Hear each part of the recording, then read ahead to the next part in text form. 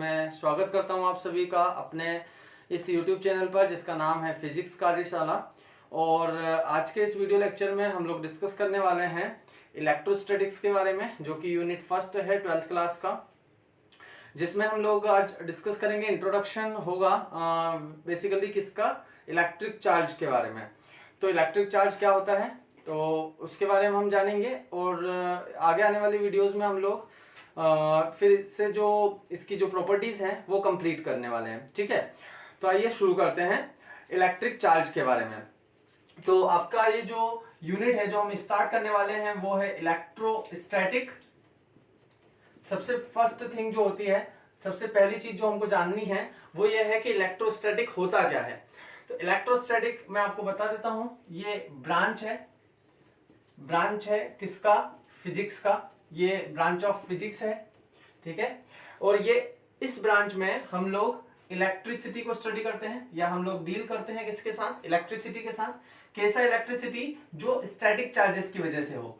तो जो static charges की वजह से इलेक्ट्रिसिटी होती है, स्टैटिक चार्ज की वजह से, ड्यू टू स्टैटिक चार्ज, उन चार्जेस को स्टडी किया जाता है इस ब्रांच में जिसका नाम है इलेक्ट्रोस्टैटिक्स। तो अब बात कर लेते हैं हम लोग कि चार्ज क्या होता है, व्हाट इज चार्ज, क्योंकि सब कुछ जो भी कुछ है वो इस चार्ज से रिलेटेड है। तो हम यहाँ पर डिस्कस करेंगे कि चार्ज क्या होता है। अब चार्ज को डिफाइन करने के लिए मैं आपके सामने पहले मैं आपको एक बेसिक सी फिनोमिना एक्सप्लेन करना चाहता हूं। पहले मैं आपको वो एक्सप्लेन करता हूं, फिर मैं आपको बताता हूं कि चार्ज को डिफाइन हम किस तरह से कर सकते हैं।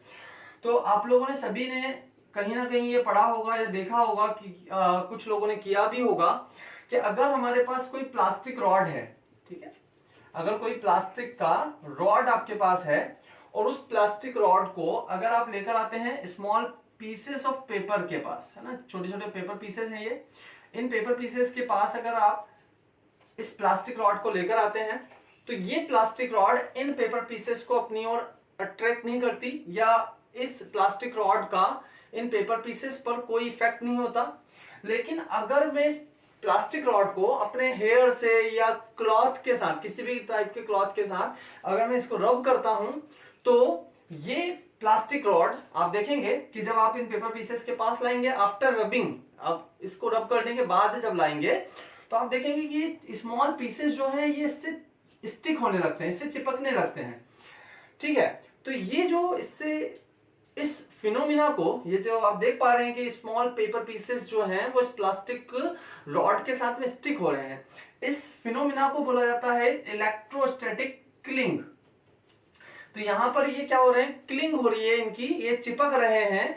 और ये चिपक क्यों रहे हैं, ये जो पेपर पीसेस है ये इसकी तरफ अट्रैक्ट क्यों हो रहे हैं, क्योंकि ये प्लास्टिक रॉड इस पर जो है एक फोर्स अप्लाई कर रही है।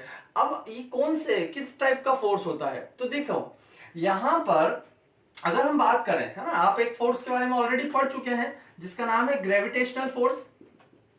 इसके बारे में आपने 11th क्लास में देखा है, ग्रेविटेशनल फोर्स के बारे में।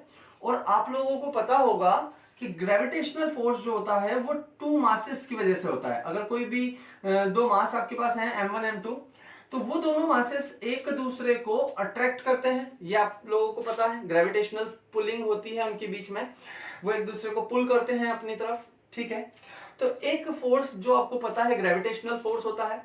कोई भी ऑब्जेक्ट अगर हम लोग उसको इस तरह से फ्रीली इस तरह से ड्रॉप कर देते हैं तो वो जाकर के अर्थ पर गिरता है, और उसके अर्थ पर गिरने का जो कारण है, जो उसका रीजन है, वो है ये ग्रेविटेशनल फोर्स।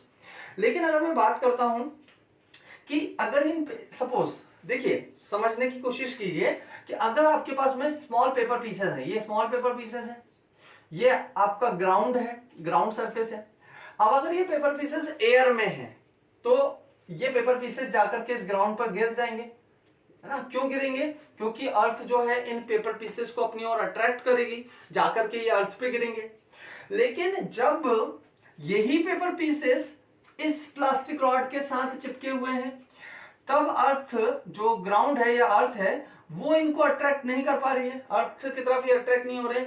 मतलब कि अर्थ जो इन पेपर पीसेस पर ग्रेविटेशनल फोर्स लगाती है, उसके कंपैरिजन में ये वाला जो फोर्स है, जो कि प्लास्टिक रॉड और पेपर पीसेस के बीच में लग रहा है, ये फोर्स आप समझ पा रहे होंगे कि ये फोर्स स्ट्रॉन्ग है, ये जो फोर्स होगा ये स्ट्रॉन्ग फोर्स है।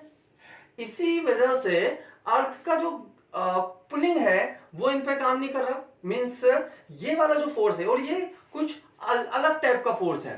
तो इस फोर्स के बारे में हम लोग अगर डिस्कस करते हैं तो ये जो फोर्स है ये किस कारण से यहां पर हो रहा है। और आप एक चीज अगर यहां पर नोटिस करेंगे तो पहले ये फोर्स यहां पर अवेलेबल नहीं था, पहले ये फोर्स यहां पर नहीं था, क्योंकि आप लोगों ने देखा है कि अगर प्लास्टिक रॉड को हम डायरेक्टली लेकर आते हैं तब ये प्लास्टिक रॉड इन पेपर पीसेस को अट्रैक्ट नहीं कर रही थी।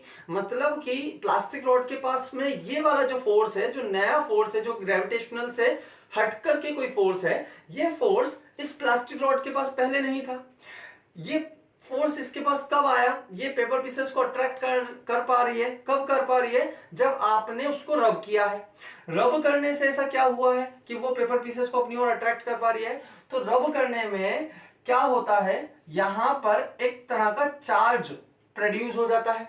रब करने से किसी भी मटेरियल को किसी दूसरे मटेरियल के साथ रब करने से एक तरह का चार्ज प्रोड्यूस हो जाता है। और वो जो चार्ज प्रोड्यूस होता है वो कब होगा, जब आप उसको आपस में रगड़ेंगे, या आप बोलेंगे उसको कि ड्यू टू फ्रिक्शन, फ्रिक्शन की वजह से ये चार्ज प्रोड्यूस होता है। तो ये जो चार्ज है, इस चार्ज की वजह से वो मटेरियल उस पर फोर्स अप्लाई कर पा रहा है। मतलब कि ये जो फोर्स अप्लाई हो रहा है, जो प्लास्टिक रॉड है इन पेपर पीसेस को अपनी ओर अट्रैक्ट कर पा रही है, वो अट्रैक्ट कर पा रही है ड्यू टू दिस चार्ज, है ना, इस चार्ज की वजह से अट्रैक्शन हो रहा है। तो अब अगर हम इस चार्ज को डिफाइन करना चाहें तो हम इसको इस तरह से डिफाइन कर सकते हैं कि ये जो चार्ज है ये किसकी प्रॉपर्टी है, इस प्लास्टिक रॉड की खुद की प्रॉपर्टी है। तो ये इसकी खुद की इंटरनल प्रॉपर्टी है, इसलिए इस चार्ज को अगर हम डिफाइन करते हैं तो हम ये बोलेंगे charge is an intrinsic, charge is an intrinsic property of intrinsic property of material due to which it can exert force on other materials। ठीक है, तो चार्ज क्या है, चार्ज एक इंट्रिंसिक प्रॉपर्टी है, एक तरह की प्रॉपर्टी है। और ये किसकी प्रॉपर्टी है, उस मटेरियल की, क्योंकि जब बॉडी के पास चार्ज आता है तब वो फोर्स लगा पा रही है, due to which it can exert force. तो वो फोर्स कब एक्सर्ट कर सकती है, it can exert force only when it is charged. को का प्रोडक्शन कैसे किया जा सकता है, तो मेथड्स जो होंगे, मेथड्स टू प्रोड्यूस चार्ज। तो सबसे फर्स्ट जो तरीका है, अभी जैसे मैंने आपको बताया, बाय रबिंग। जब भी आप डिफरेंट मटेरियल्स को आपस में रब करेंगे तो चार्ज प्रोड्यूस होगा। ठीक है, तो रब करने से चार्ज प्रोड्यूस क्यों होता है ना, तो इसका आंसर हमको मिलता है इलेक्ट्रॉन थ्योरी से, या आप जिसको बोलते हैं इलेक्ट्रॉनिक थ्योरी, है ना। तो यहां पर बाय रबिंग हम लोगों को चार्ज क्यों मिलता है, तो उसको हम एक्सप्लेन कर सकते हैं bye electronic theory of charging. Okay, so what is mean by this electronic theory, है ना। तो इसको मैं अभी यहां पर आपके सामने एक्सप्लेन कर रहा हूं कि इलेक्ट्रॉनिक थ्योरी ऑफ चार्जिंग क्या है। इलेक्ट्रॉनिक थ्योरी में आप लोग को देखना होगा कि सबसे पहले आप लोगों को सभी को ये पता होगा, एटम का जो बेसिक मॉडल है वो आप सभी को मालूम होगा कि एटम जो होता है उसके सेंटर में यहां पर होता है न्यूक्लियस, है ना। यहां पर ये जो सेंट्रल पार्ट होता है इसको हम लोग बोलते हैं न्यूक्लियस। ठीक है, यहां पर इस न्यूक्लियस के बाद में यहां पर डिफरेंट ऑर्बिट्स होते हैं या शेल्स, जिनको हम कहते हैं फर्स्ट सेल के, फिर एल, फिर एम।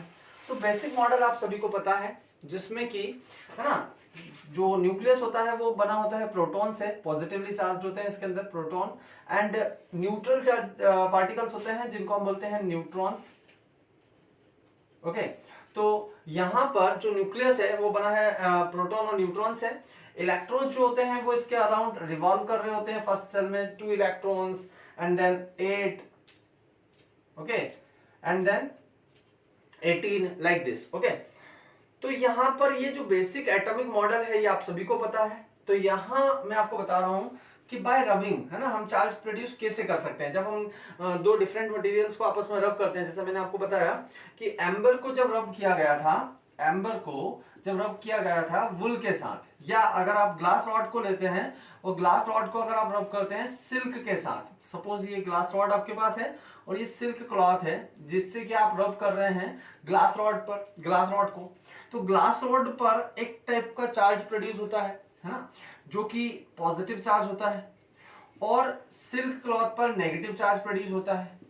तो ये जो चार्जेस प्रोड्यूस हो रहे हैं इनके बिहाइंड कॉन्सेप्ट क्या है ना, तो उससे हम बोलते हैं इलेक्ट्रॉनिक थ्योरी ऑफ चार्जिंग।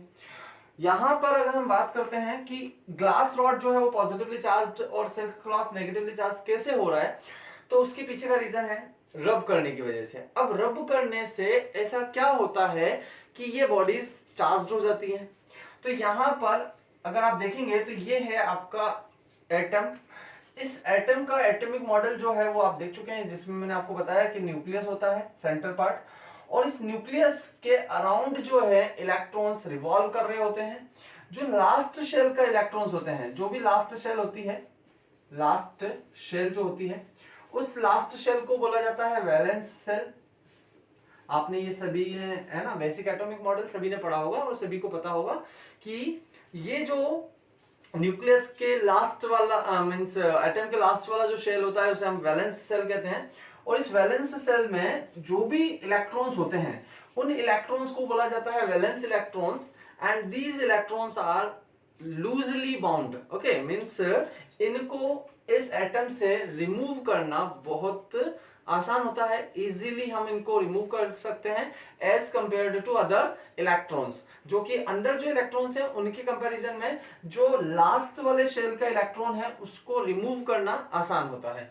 तो जब भी हम लोग फ्रिक्शन करते हैं दो मटेरियल्स के बीच में या दो ऑब्जेक्ट्स को जब भी रब किया जाता है, सपोज आप ग्लास रॉड को और सिल्क क्लॉथ को आपस में रब कर रहे हैं, तो रबिंग के टाइम पर इनमें एक फ्रिक्शन की वजह से एक एनर्जी क्रिएट होती है, और वो एनर्जी सप्लाई कर दी जाती है इस इलेक्ट्रॉन को, इस इलेक्ट्रॉन को वो एनर्जी मिल जाती है, और ये इलेक्ट्रॉन निकल करके बाहर आ जाता है।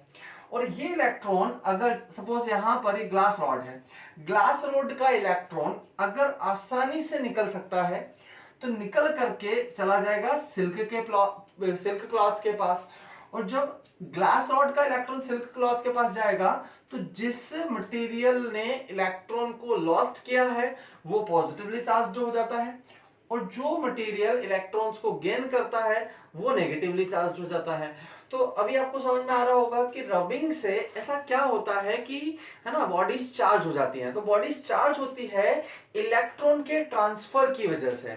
इलेक्ट्रॉन जब एक बॉडी से दूसरी बॉडी में ट्रांसफर होता है तो इस प्रोसेस के थ्रू मीन्स ये जो चार्जिंग प्रोसेस है ये कंप्लीट होती है। चार्ज जो डेवलप होता है वो होता है रबिंग की वजह से। और रबिंग में क्यों होता है?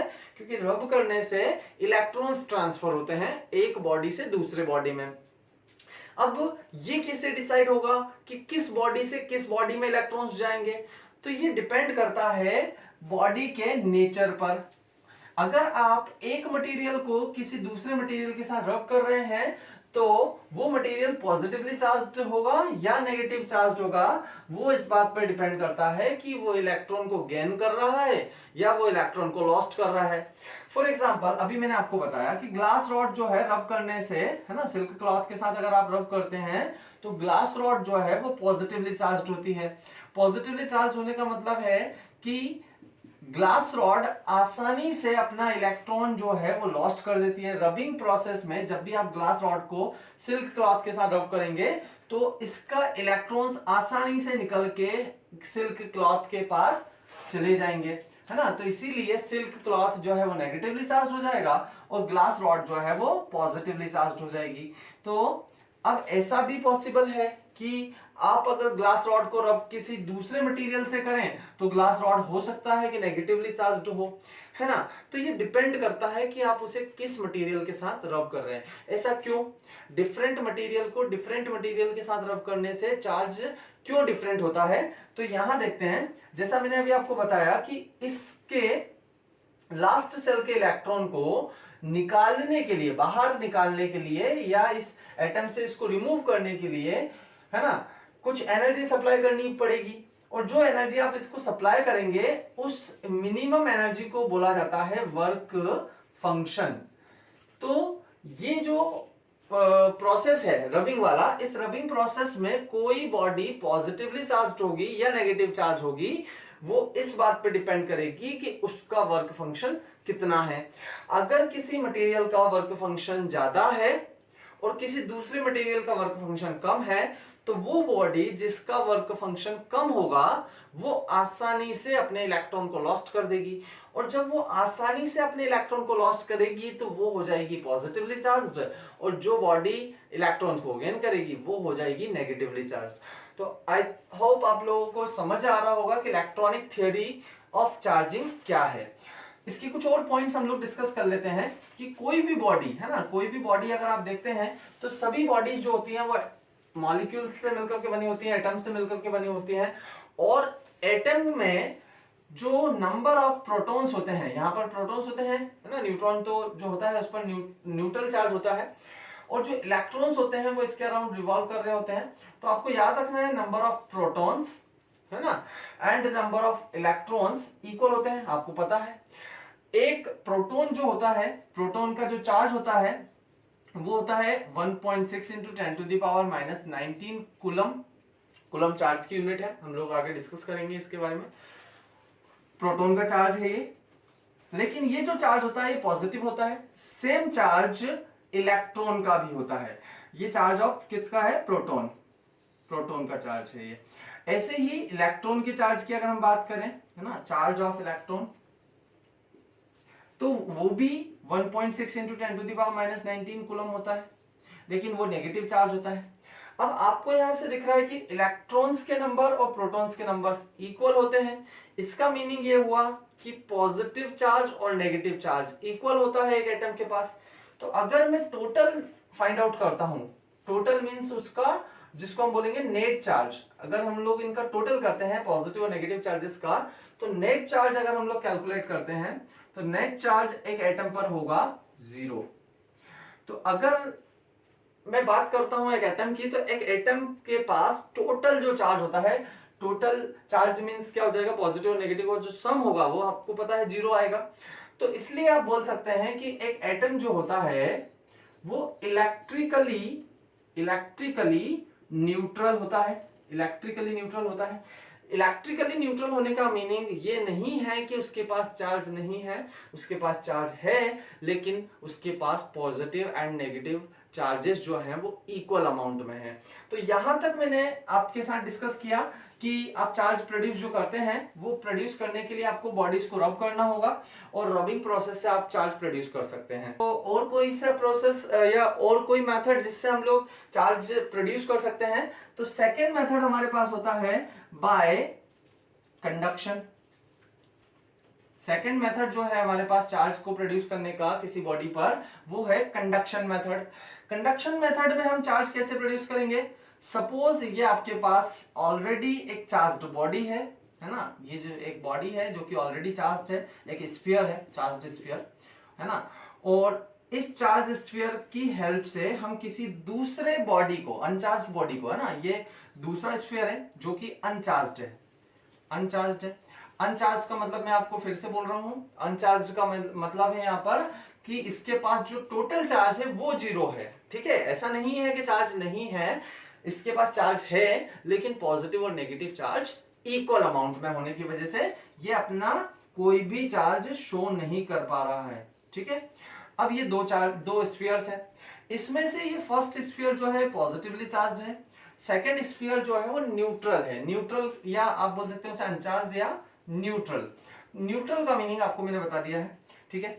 यहां पर अगर मैं इस स्फीयर को इस स्फीयर के साथ कनेक्ट कर देता हूं तो ये जो चार्ज है ये अपने चार्ज को इसके साथ शेयर करेगा, ये इसका जो चार्ज है इस वाले बॉडी पर ट्रांसफर होने लगेगा। तो ये जो ट्रांसफर प्रोसेस है इसके थ्रू होगा क्या, अगर इस बॉडी के पास 50 कूलम चार्ज है, आफ्टर सम टाइम्स, है ना, शुरुआत में आप देखते हैं अगर इनिशियली दोनों के, इसके पास 50 कूलम चार्ज है, इसके पास 0 चार्ज है क्योंकि पॉजिटिव नेगेटिव इक्वल है, तो यहां से ये अपने कुछ चार्जेस को इसके साथ शेयर करता है। कब तक शेयर करता है, जब तक कि दोनों के चार्ज इक्वल नहीं हो जाते। अगर इसके पास 50 कूलम चार्ज है, इसके पास 0 कूलम चार्ज है, तो ये अपने चार्जेस को शेयर करेगा। आप देखेंगे कुछ टाइम बाद इसके पास भी 25 कूलम चार्ज होगा, इसके पास भी 25 कूलम चार्ज होगा। जब दोनों के चार्जेस इक्वल हो जाएंगे तो ये चार्जेस ट्रांसफर होना बंद हो जाएगा, है ना। चार्ज का जो ट्रांसफॉर्मेशन है, मतलब एक बॉडी से दूसरी बॉडी पर जो चार्ज ट्रांसफर हो रहा है ना, वो चार्ज यहाँ पर इस पर रिड्यूस हो जाएगा और इस पर चार्ज इंक्रीज हो जाएगा और कुछ टाइम बाद दोनों के चार्जेस इक्वल हो जाएंगे। जब दोनों बॉडीज के चार्जेस सेम हो जाएंगे तब चार्ज का फ्लो होना स्टॉप हो जाएगा। इस प्रोसेस को हम बोलते हैं कंडक्शन प्रोसेस। अब जब दोनों कनेक्टेड रहते हैं तब उनके पास कॉमन चार्ज होता है कुछ टाइम बाद, और वो कॉमन चार्ज कितना होता है, तो आप न्यूमेरिकल्स के लिए इसको याद रखेंगे कि जब भी कोई दो बॉडीज आपस में एक दूसरे के साथ कांटेक्ट में आएंगे तब वो चार्जेस को शेयर करेंगे, और चार्जेस को शेयर करने के बाद जो कॉमन चार्ज होगा उसे हम लोग लिखेंगे Q equals to Q1 plus Q2 upon 2। Okay, so remember this one. Okay, this one is the main formula for this conduction method. जब भी आपके पास दो ऑब्जेक्ट्स होंगे, suppose you have this sphere, charge of this one is Q1 and another sphere you have, charge of this is Q2. now if they are in contact, अगर हम लोगों ने इन दोनों को कांटेक्ट में इस तरीके से ज्वाइन कर दिया है या दोनों स्फीयर्स को इस तरह से कांटेक्ट में रखा है एक दूसरे के साथ, तो यहाँ पे चार्जेस का शेयरिंग होगा, चार्जेस का कंडक्शन होगा। और after some time if you will see, है ना, अगर आप उनको कुछ टाइम बाद अगर हटा देते हैं, ऐसे सेपरेट कर देते हैं, on separating this one will have charge Q1 plus Q2 by 2 and another one also have the same charge Q1 plus Q2 upon 2. For example, conduction method में आपको याद रखना है कि जो चार्ज फर्स्ट वाले स्फीयर पर होगा वही चार्ज सेकेंड वाले स्फीयर पर आएगा। For example, if you have positive charge on this one, first पर अगर आपके पास चार्ज पॉजिटिव है तो, और सेकेंड वाला अगर आपको अनचार्ज्ड बॉडी है, तो जब आप इनको कांटेक्ट में रखेंगे तो इसके पास पॉजिटिव चार्ज था ऑलरेडी, इसके पास कोई चार्ज नहीं था, लेकिन अब इस पे जो चार्ज जनरेट होगा वो होगा पॉजिटिव ही। तो जो सेकेंड बॉडी है उस पर जो भी चार्ज डेवलप होगा वो कैसा चार्ज होगा, सेम टाइप का, सेम चार्ज प्रोड्यूस होगा, है ना, जो पहले वाले बॉडी पर है उसी टाइप का चार्ज सेकेंड बॉडी पर प्रोड्यूस होता है। ठीक है, ये कंडक्शन मेथड के बारे में था। नेक्स्ट मेथड क्या हो सकता है, चार्ज को, है ना, डेवलप करने का। एक्चुअल में हम चार्ज को प्रोड्यूस नहीं करते हैं, चार्ज कहीं से भी प्रोड्यूस नहीं हो रहा है, ओनली चार्ज जो है वो ट्रांसफर हो रहा है ना, चार्ज हमेशा ट्रांसफर होता है।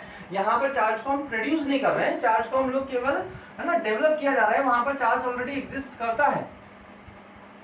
तो हम लोगों के पास में ऐसे कुछ मेथड्स हैं, इन मेथड्स की हेल्प से हम लोग चार्ज को, है ना, क्या कर रहे हैं, वहां पर डेवलप कर रहे हैं, है ना, डेवलप हो रहा है वहां पर चार्ज, ऑलरेडी वहां पर चार्ज था, बस इन मेथड्स के थ्रू वहां पर क्या होता है, चार्ज अपना इफेक्ट्स शो करने लगते हैं। नेक्स्ट मेथड है हमारा बाय इंडक्शन। ये जो मेथड है बाय इंडक्शन, इसमें हमें क्या करना होगा, ये दो स्फीयर्स हैं, suppose this one we have first sphere A, another sphere we have B. Okay, अब आपने देखा कि इस पर पॉजिटिव चार्ज है, ठीक है। अब हम इनको अगर एक दूसरे के पास में इस तरीके से रख देते हैं, जैसे ये रखे हुए हैं, आप देख पा रहे हैं इसके पास जो चार्ज है वो पॉजिटिव चार्ज है, और जो सेकेंड स्फीयर है इस पर कोई चार्ज नहीं है, कोई चार्ज ना होने का मतलब है कि पॉजिटिव नेगेटिव इस पर सेम है। तो इसके पास पॉजिटिव चार्ज भी है, नेगेटिव चार्ज भी है और सेम अमाउंट में है, ठीक है। ये चार्ज इस तरह से होते हैं इसके पास, इसलिए यहाँ पर ये अपने चार्जेस को शो नहीं करता है ना। पॉजिटिव और नेगेटिव चार्ज यहाँ पर इक्वल अमाउंट में होता है, तो ये पॉजिटिव इस नेगेटिव को कैंसिल कर देता है, आपस में सभी पॉजिटिव नेगेटिव एक दूसरे को कैंसिल कर देते हैं, जिसकी वजह से यहाँ पर इनका इफेक्ट शो नहीं होता। ये सभी पॉजिटिव और नेगेटिव आपस में एक दूसरे को कैंसिल कर रहे होते हैं, इसलिए यहाँ पर अगर नेट चार्ज देखते हैं हम लोग तो नेट चार्ज जो होता है वो 0 हो जाता है। तो हम लोग ये बोलते हैं कि बॉडी जो है वो अनचार्ज्ड है, अनचार्ज्ड बॉडी बोलते हैं हम लोग इसे, या फिर इसे बोला जाएगा न्यूट्रल, है ना। तो न्यूट्रल होता है ये, अभी ये जो स्फीयर है वो न्यूट्रल है। अब अगर आप इन स्फीयर्स को आपस में इस तरह से रखते हैं, इनके बीच में देखें अगर आप, तो कोई कांटेक्ट नहीं है, कोई भी फिजिकल कांटेक्ट नहीं है ना। ना तो ये किसी वायर से कनेक्टेड है, ना ये डायरेक्टली कांटेक्ट में है। तो ऐसी सिचुएशन में ये क्या करेंगे, जो फर्स्ट वाला स्फीयर है वो क्या कर सकता है ना, अनलाइक चार्ज को अपनी ओर अट्रैक्ट करेगा। अनलाइक चार्ज हमें मालूम है ना, कि लाइक चार्ज जो होते हैं, लाइक चार्ज में रिपल्शन होता है, रिपल्शन फोर्स होता है लाइक चार्जेस में, और अनलाइक चार्ज जो होते हैं वो एक दूसरे को अट्रैक्ट करते हैं। तो यहाँ पर ये स्फीयर आपका पॉजिटिवली चार्ज्ड है, तो जो पॉजिटिवली चार्ज्ड स्फीयर होता है वो क्या करेगा, नेगेटिव चार्जेस को अपनी ओर अट्रैक्ट करेगा, ठीक है।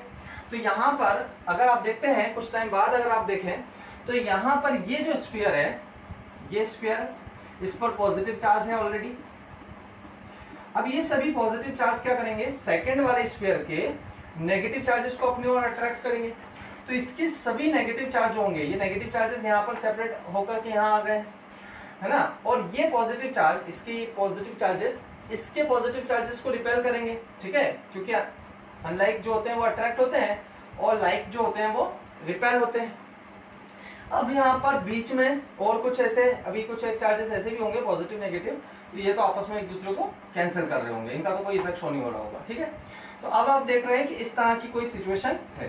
तो जब भी एक स्फीयर को आप दूसरे स्फीयर के पास रखेंगे, इस तरह से क्लोज रखेंगे, लेकिन आपको नोट जो करना है वो ये है कि यहाँ पर किसी भी टाइप का कांटेक्ट नहीं है। इंडक्शन मेथड में, इस थर्ड वाले जो मेथड है, इसमें किसी टाइप का बीच में कांटेक्ट नहीं है। कंडक्शन में क्या होता था, यहाँ पर फर्स्ट स्फीयर सेकंड स्फीयर दोनों स्फीयर आपस में कनेक्टेड होते थे, है ना, लेकिन यहाँ पर कोई कांटेक्ट नहीं है, there is no physical contact, है ना। अब आप देखते हैं कि आपके सामने ये सिचुएशन है, यहाँ पर इसके पास फर्स्ट स्फीयर के पास पॉजिटिव चार्ज है, सेकेंड स्फीयर के पास नेगेटिव चार्ज यहाँ पर है, पॉजिटिव चार्ज यहाँ पर है। अब अगर मैं यहाँ से इस पॉजिटिव चार्ज को, इस पॉजिटिवली चार्ज्ड स्फीयर को अगर मैं यहाँ से हटा लेता हूँ, यहाँ से मैंने अगर इसको हटा दिया तो क्या होगा, ये नेगेटिव और पॉजिटिव जो सेपरेट हो गए थे, सेपरेट किस वजह से हुए थे, फर्स्ट स्फीयर की वजह से, है ना। नेगेटिव चार्ज एक साइड हो गया था, पॉजिटिव चार्ज दूसरे साइड पे आ गया था, ये हुए थे, सेपरेट हुए थे इस स्फीयर की वजह से। अगर मैंने इस वाले स्फीयर को यहाँ से हटा दिया यहाँ से, तो ये चार्जेस तो फिर से मिक्स हो जाएंगे, ये चार्जेस फिर से आपस में मिक्स हो जाएंगे। तो हमें ऐसा कुछ करना होगा कि आपस में मिक्स ना हो, परमानेंटली चार्ज हो जाए ये बॉडी। तो उसके लिए हमें क्या करना होगा कि इस स्फीयर को अभी हम यहीं पर रखा रहने देते हैं, इसको नहीं हटाते हैं यहाँ से, और साथ ही में ये जो स्फीयर है, इस स्फीयर का कांटेक्ट कर देते हैं किसी दूसरे बॉडी के साथ। सपोज मैंने इस दूसरे स्फीयर के साथ इसको कांटेक्ट में रख दिया ऐसे, ठीक है। तो ये जो पॉजिटिव चार्ज आपको यहाँ पर दिख रहा था, ये वाला पॉजिटिव चार्ज, ये सारे पॉजिटिव चार्ज जो हैं वो यहाँ से ट्रांसफर होकर सेकेंड बॉडी में जो स्फीयर है इसमें ट्रांसफर हो जाएंगे। तो यहाँ पे अब आप देखेंगे कि यहाँ के जो पॉजिटिव चार्ज है वो सभी ट्रांसफर हो गए, है ना। किस एक और स्फीयर मैंने यहाँ पर रख दिया, ये कौन सा स्फीयर था मेरा, ए, ये दूसरा स्फीयर था बी, और ये स्फीयर है मेरे पास सी। तो जो सभी पॉजिटिव चार्ज थे यहाँ के, वो सभी पॉजिटिव चार्ज यहाँ से ट्रांसफर हो गए हैं, यहाँ से सभी पॉजिटिव चार्ज ट्रांसफर होकर के नेक्स्ट स्फीयर जो मैंने यहाँ पे रखा था सी वाला, उसमें ट्रांसफर हो गए, ठीक है। अब अगर मैं इस वाले स्फीयर को हटा देता हूँ यहाँ से, इस वाले स्फीयर को भी मैं यहाँ से हटा देता हूँ, तो अब आप क्या देखेंगे कि जो ये नेगेटिव चार्ज है, ये नेगेटिव चार्ज पॉजिटिव चार्ज के साथ मिक्स हो सकते थे, लेकिन ये जो पॉजिटिव चार्ज यहाँ पर थे वो तो मैंने किसी दूसरे स्फीयर को दे दिए, वो तो ट्रांसफर हो चुके हैं। तो अब ये जो नेगेटिव चार्ज है ये किसी भी, अब भले ही मैं यहाँ से ए वाले स्फीयर को हटा भी लेता हूँ तब भी ये नेगेटिव चार्ज किसी पॉजिटिव चार्ज से मिक्स नहीं होंगे, ठीक है। सो ओवरऑल आप ये देखेंगे कि फाइनली इस वाले स्फीयर पर, बी वाले स्फीयर पर जो नेगेटिव चार्ज है वो पूरे उसमें फैल जाएगा, है ना। लेकिन याद ये रखना है आपको कि ये जो नेगेटिव चार्ज यहाँ पर डेवलप होगा वो उतना ही होगा जितना कि इस फर्स्ट वाले स्फीयर के पास था पॉजिटिव चार्ज। सपोज इस फर्स्ट स्फीयर के पास पॉजिटिव चार्ज था 20 कूलम, पॉजिटिव चार्ज था, तो इस वाले स्फीयर पे जो चार्ज प्रोड्यूस होगा वो 20 कूलम ही होगा लेकिन नेगेटिव होगा, ठीक है। तो अब आप यहाँ पर कंडक्शन और इंडक्शन में डिफरेंस समझ चुके हैं। यहाँ पर आप देख चुके हैं कि यहाँ पर कंडक्शन में, है ना, कांटेक्ट होना जरूरी है, दो बॉडीज आपस में कांटेक्ट होगी तो चार्ज ट्रांसफर होगा, इस मेथड को आप कंडक्शन कहेंगे। और अगर यहाँ पर दो बॉडीज आपस में किसी भी टाइप के कांटेक्ट में नहीं है, वहां पर कोई कांटेक्ट नहीं है, तब जो चार्ज डेवलप होगा उस प्रोसेस को, उस मेथड को आप इंडक्शन मेथड कहेंगे। जनरली आप बुक्स में देखेंगे कि जो ये सेकंड वाली बॉडी होती है इसका कनेक्शन इस तरह से बना होता है ना, बुक में आप देखते हैं इस तरह से इसका कनेक्शन शो किया होता है। इस कनेक्शन का, इसका क्या मीनिंग है, इस चीज का क्या मीनिंग है, तो इसको हम बोलते हैं अर्थिंग, ठीक है। इसका मतलब है अर्थिंग, अर्थिंग किया हुआ है इसको, या फिर इसका नाम होता है ग्राउंडिंग, है ना। इसको अर्थिंग करना या फिर ग्राउंडिंग करना। तो अर्थिंग या ग्राउंडिंग का क्या मीनिंग है यहाँ पर कि हम लोग इस स्फीयर को कनेक्ट कर देते हैं ग्राउंड के साथ, ताकि जो भी ये एक्स्ट्रा चार्ज है, जो भी एक्स्ट्रा चार्ज होगा, पॉजिटिव या नेगेटिव जो भी एक्स्ट्रा चार्ज होगा वो, है ना, अर्थ में डिसॉल्व हो जाएगा, ठीक है। तो अर्थ में चला जाएगा, जिससे कि वही काम हो रहा है। देखो हम लोगों ने यहाँ पर इसको किसी स्फीयर के साथ अगर रख दिया है कांटेक्ट में, इस तरह से कांटेक्ट में रख दिया किसी स्फीयर के साथ, तो स्फीयर के साथ कांटेक्ट में ना रखते हुए आप उसको अर्थ के साथ भी कनेक्ट कर सकते हैं। तो ये मेथड होता है हमारा इंडक्शन मेथड, ठीक है। इंडक्शन और कंडक्शन में आप लोगों ने देख लिया, कंडक्शन में कांटेक्ट का रिक्वायरमेंट होता है, इंडक्शन में विदाउट एनी फिजिकल कांटेक्ट, ठीक है। और दूसरी चीज मैंने आपको बताया था कि कंडक्शन में सेम टाइप का चार्ज प्रोड्यूस होता है, सेम टाइप का, लेकिन जो इंडक्शन है उसमें अपोजिट टाइप का चार्ज यहाँ पर प्रोड्यूस होता है ना। अपोजिट टाइप मींस कि यहाँ पर देखा था आपने कि ये पॉजिटिव चार्ज आपने अगर स्फीयर यहाँ रखा है तो जो सेकंड स्फीयर है उस पर जो चार्ज प्रोड्यूस होगा वो नेगेटिव चार्ज प्रोड्यूस होगा। लेकिन कंडक्शन में क्या होगा, अगर इस पर पॉजिटिव चार्ज है तो कंडक्शन के थ्रू जो सेकंड स्फीयर पे चार्ज प्रोड्यूस होगा वो भी पॉजिटिव चार्ज ही होगा, ठीक है। तो ये हमारे पास में मेथड्स हैं चार्ज को प्रोड्यूस करने के, है ना। फर्स्ट मेथड हमारा रबिंग है, सिंपली किन्हीं भी दो ऑब्जेक्ट्स को रब करेंगे तो उस पर चार्ज प्रोड्यूस हो जाएगा उन दोनों ऑब्जेक्ट्स पर। और एक मेथड हमारा कंडक्शन है, कंडक्शन में हम एक बॉडी जो चार्ज बॉडी है उसे अनचार्ज बॉडी के साथ कांटेक्ट में रखते हैं। और एक मेथड है हमारा इंडक्शन, जिसमें कि हम एक बॉडी को दूसरे बॉडी के से कुछ सेपरेशन पे रखते हैं।